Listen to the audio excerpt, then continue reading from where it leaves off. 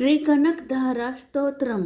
जैसे भ्रमरी अधखिले कुसुमों से अलंकृत तमाल तरु का आश्रय लेती है, उसी प्रकार जो प्रकाश श्री हरि के रोमांच से सुशोभित श्री अंगों पर निरंतर पड़ता रहता है तथा जिसमें संपूर्ण ऐश्वर्य का निवास है, संपूर्ण मंगलों की अधिष्ठात्री देवी भगवती महालक्ष्मी की वह दृष्टि मेरे लिए मंगलदायी हो।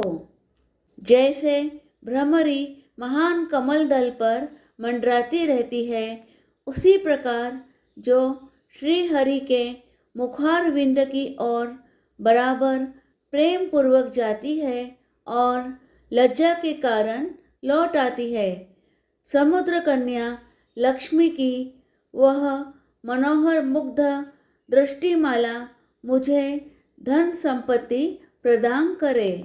जो संपूर्ण देवताओं के अधिपति इंद्र के पद का वैभव विलास देने में समर्थ है, मधुहंता श्री हरि को भी अधिकाधिक आनंद प्रदान करने वाली है तथा जो नील कमल के भीतरी भाग के समान मनोहर जान पड़ती है, उन लक्ष्मी जी के अध खुले नेत्रों की दृष्टि क्षण भर के लिए मुझ पर थोड़ी सी अवश्य पड़े।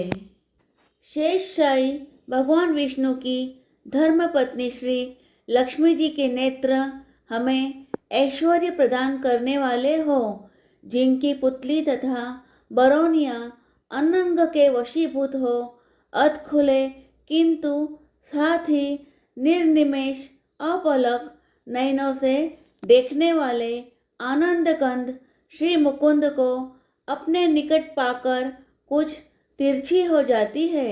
जो भगवान मधुसूदन के कौस्तुभ मणि मंडित वक्षस्थल में इंद्रनीलमयी हारावली सी सुशोभित होती है तथा उनके भी मन में प्रेम का संचार करने वाली है, वह कमल कुंज वासिनी कमला की कटाक्षमाला मेरा कल्याण करे।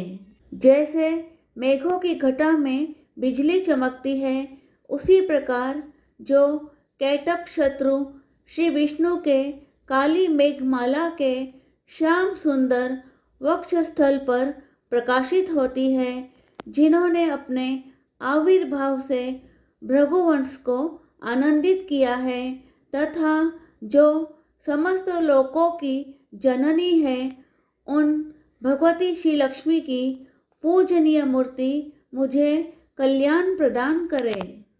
समुद्र कन्या कमला की वह मंद, अलस, मंथर और अर्धोन्मिलित दृष्टि, जिसके प्रभाव से कामदेव ने मंगलमय भगवान मधुसूदन के हृदय में प्रथम बार स्थान प्राप्त किया था, यहाँ मुझ पर पड़े। भगवान नारायण की प्रेयसी लक्ष्मी का नेत्र रूपी मेघ दया रूपी अनुकूल पवन से प्रेरित हो दुष्कर्म धनागम विरोधी अशुभ प्रारब्ध रूपी धाम को चीरकाल के लिए दूर हटाकर विषाद रूपी धर्मजन्य ताप से पीड़ित मुझ दीन रूपी चातक पर धर्म रूपी जलधारा की वृष्टि करे। विशिष्ट बुद्धि वाले मनुष्य जिनके प्रीति मात्र होकर जिस दया दृष्टि के प्रभाव से स्वर्ग पद को सहज ही प्राप्त कर लेते हैं, पद्मासना पद्मा की वह विकसित कमल गर्भ के समान कांतिमय दृष्टि मुझे मनोवांछित पुष्टि प्रदान करे। जो सृष्टि लीला के समय वाग देवता ब्रह्म शक्ति सरस्वती के रूप में विराजमान होती है तथा प्रलय लीला के काल में शाकंभरी भगवती दुर्गा अथवा चंद्रशेखर वल्लभ पार्वती रुद्र शक्ति के रूप में अवस्थित होती है। त्रिभुवन के एकमात्र पिता भगवान नारायण की उन नित्य यौवना प्रेयसी श्री लक्ष्मी जी को नमस्कार है। माता, शुभ कर्मों का फल देने वाली श्रुति के रूप में आपको प्रणाम है। रमणीय गुणों की सिंधु रूपा रति के रूप में आपको नमस्कार है। कमल वन में निवास करने वाली शक्ति स्वरूपा लक्ष्मी को नमस्कार है तथा पुष्टि रूपा पुरुषोत्तम प्रिया को नमस्कार है। कमल वदना कमला को नमस्कार है। क्षीर सिंधु सभ्यता श्री देवी को नमस्कार है। चंद्रमा और सुधा की सगी बहन को नमस्कार है। भगवान नारायण की वल्लभा को नमस्कार है।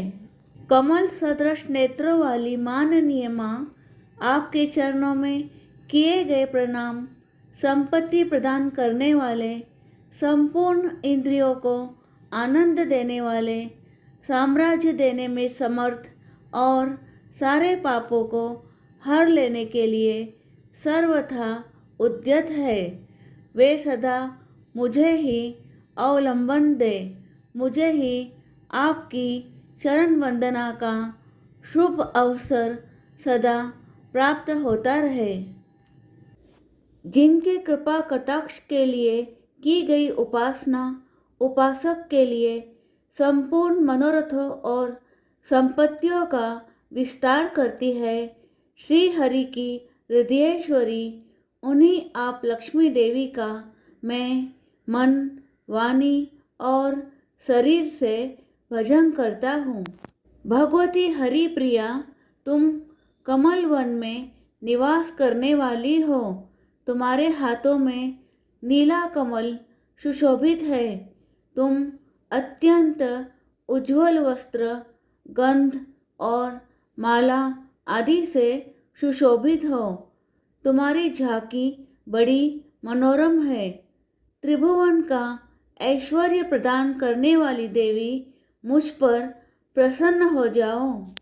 दिग्गजों द्वारा सुवर्ण कलश के मुख से गिराए गए आकाश गंगा के निर्मल एवं मनोहर जल से जिनके श्री अंगों का अभिषेक संपादित होता है, संपूर्ण लोकों के अधीश्वर भगवान विष्णु की गृहिणी और क्षीर सागर की पुत्री उन जगत जननी लक्ष्मी को मैं प्रातःकाल प्रणाम करता हूँ।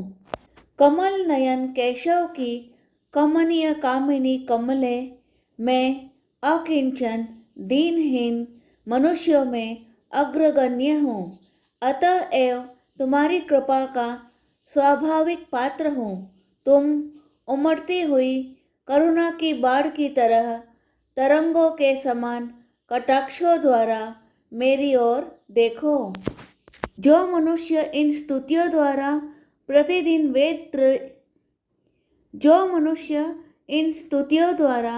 प्रतिदिन वेदत्रयी स्वरूपा त्रिभुवन जननी भगवती लक्ष्मी की स्तुति करते हैं, वे इस भूतल पर महान, गुणवान और अत्यंत सौभाग्यशाली होते हैं तथा विद्वान पुरुष भी उनके मनोभावों को जानने के लिए उत्सुक रहते हैं।